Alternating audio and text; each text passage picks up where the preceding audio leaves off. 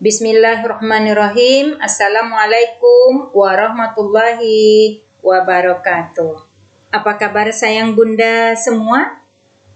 Semoga Ananda senantiasa berada dalam lindungan Allah Subhanahu wa Ta'ala dari segala mara bahaya. Demikian juga dengan keluarga Ananda, dan diberikan berkah dan hidayah sehingga mudah dalam memahami setiap pelajaran, tetap semangat dan selalu bahagia. Sekarang Ananda sudah berada pada semester kedua di kelas 5 ini, dan hari ini adalah merupakan pembelajaran kita yang pertama untuk semester ini, yakni tentang suhu dan kalor, yang merupakan pembelajaran atau subtema 1 untuk tema 6 dalam muatan mapel IPA. Sayang bunda, adapun kompetensi dasar kita adalah menerapkan konsep perpindahan kalor dalam kehidupan sehari-hari dan melaporkan hasil pengamatan tentang perpindahan kalor.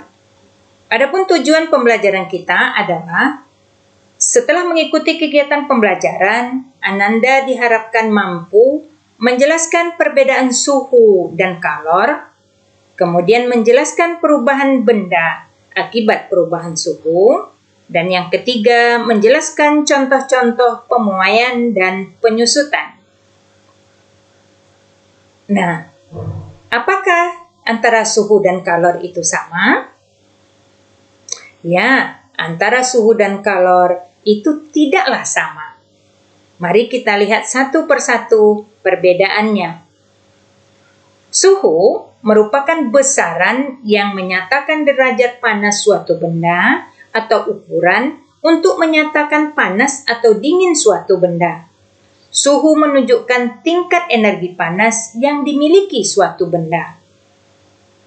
Sedangkan kalor atau panas adalah salah satu energi yang dapat diterima dan dilepaskan oleh suatu benda atau energi yang berpindah dari benda yang bersuhu tinggi ke benda yang bersuhu rendah.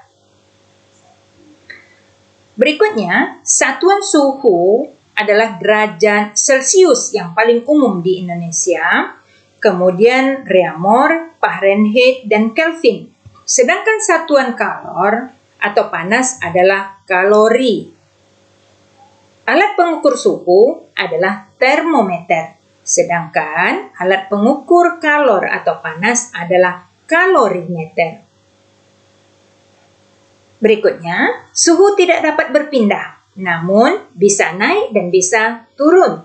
Sedangkan kalor atau panas dapat berpindah dari benda yang bersuhu tinggi ke benda yang bersuhu rendah. Nah, sekarang Ananda sudah dapat melihat perbedaan antara suhu dengan kalor atau panas. Nah, sayang bunda, segala sesuatu yang dapat menghasilkan panas itu disebut dengan sumber energi panas. Sumber energi panas yang paling besar bagi bumi adalah matahari. Dalam kehidupan kita sehari-hari, matahari amat sangat banyak manfaat dan kegunaannya sehubungan dengan energi panas yang dimilikinya. Bagi tumbuh-tumbuhan, matahari sangat berperan penting dalam proses fotosintesis. Bagi kita, ya, dalam berbagai proses pengeringan, misalnya mengeringkan pakaian, mengeringkan ikan asin, mengeringkan kerupuk, itu menggunakan panas matahari. Yang kedua adalah api. Ya, api dalam berbagai bentuknya, baik api yang kecil maupun api yang besar, itu adalah sumber energi panas. Yang ketiga, listrik. Yang keempat adalah gesekan antara dua benda, misalnya menggosok-gosokkan kedua telapak tangan. Ya boleh, silakan Ananda coba menggosok-gosokkan kedua telapak tangan Ananda. Ya, setelah itu Coba pegang pipi Ananda. Apa yang Ananda rasakan? Benar, terasa hangat dan panas. Kemudian menggosok-gosokkan mistar atau penggaris plastik dengan kain. Selanjutnya, menggosok-gosokkan 2 batu atau 2 buah kayu kering. Nah, ini pada zaman dahulu ketika korek api, mancis itu belum ditemukan, orang dahulu untuk menghasilkan api adalah dengan menggosok-gosokkan 2 buah batu ini. Selanjutnya, dalam kehidupan kita, banyak perubahan-perubahan benda yang terjadi akibat dari perubahan suhu. Nah, dikelompokkan kepada 2 hal perubahan benda tersebut, yakni terjadinya pemuaian dan penyusutan.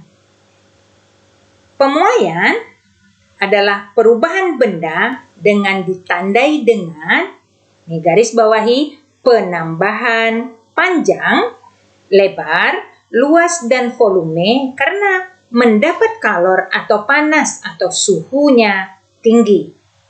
Kemudian yang kedua adalah penyusutan, yaitu perubahan benda yang ditandai dengan, ini dia, garis bawahi juga, pengurangan panjang, lebar, luas, dan volume karena terkena suhu dingin. Pemuaian dan penyusutan bisa terjadi pada logam, udara, dan air. Nah, banyak sekali contoh peristiwa pemuaian dan penyusutan. Ayo kita lihat beberapa di antaranya. Nah, coba perhatikan gambarnya, peristiwa apa yang sedang terjadi? Ya, benar, gelasnya retak dan pecah. Siapa yang pernah mengalami? Ya, gelas yang retak atau pecah saat dituangkan air panas terjadi karena terjadinya pemuaian yang tidak merata pada gelas. Karena itu, disarankan agar tidaklah menuangkan air panas yang baru saja masak ke dalam gelas yang baru saja kita gunakan untuk air dingin, air es, atau baru saja kita cuci misalnya. Untuk menghindari terjadinya retak atau pecah.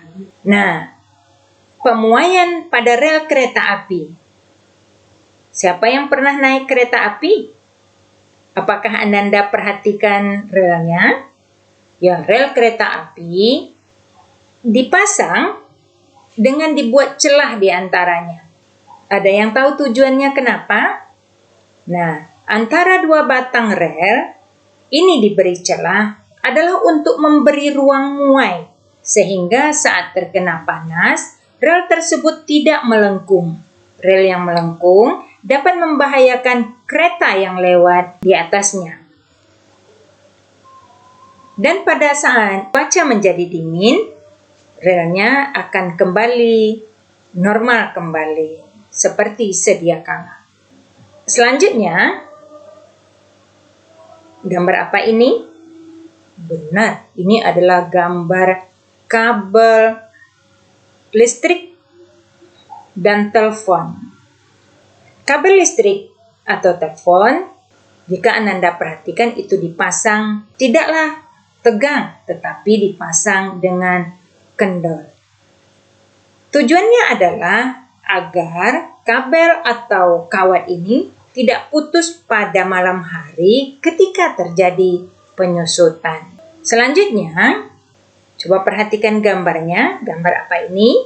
Ya, ini adalah gambar ban sepeda, kemudian gambar ban mobil. Ya, siapa yang pernah mengalami sepedanya tiba-tiba pecah? Ya, udara yang diisi terlalu banyak dan meletakkan sepeda motor, atau mobil di tempat yang panas dapat mengakibatkan bannya menjadi pecah karena udara di dalam ban memuai karena panas. Nah, pada saat dingin, volume udara tersebut akan kembali sebagaimana sedia kala. Selanjutnya, coba Ananda perhatikan.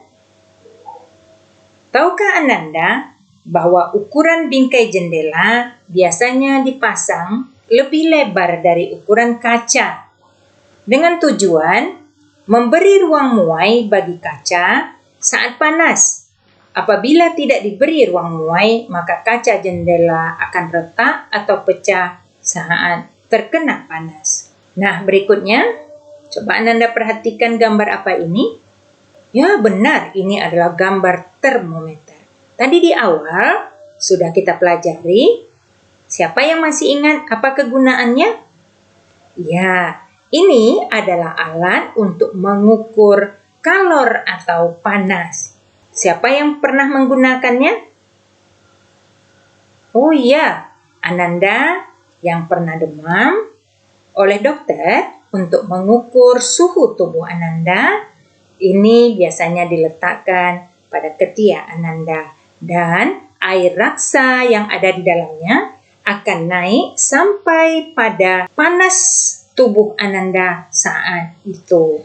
Dan sebaliknya, ketika dia tidak digunakan lagi, maka cairan yang ada di dalam termometer ini maka akan kembali turun sebagaimana sedia kala karena mengalami penyusutan. Siapa yang bisa mengambil kesimpulan dari pembelajaran kita hari ini? Ya, dari pembelajaran kita hari ini dapat kita tarik kesimpulan bahwa antara suhu dan kalor itu dia tidak sama dan banyak sekali peristiwa-peristiwa dalam kehidupan ini karena pengaruh dari suhu dan kalor tersebut. Baiklah sayang Bunda, semoga bermanfaat dan menjadi ilmu yang berkah. Amin ya robbal alamin. Dan teruslah Nanda belajar, cari informasi sebanyak-banyaknya tentang suhu dan kalor ini dari berbagai sumber dan literatur. Tetap semangat, giat dan tekun, semoga beroleh hasil yang gemilang. Kepada Allah kita berserah diri, semoga usaha diredoi. Amin ya robbal alamin. Sampai bertemu kembali pada pembelajaran yang akan datang. Bunda akhiri. Assalamualaikum warahmatullahi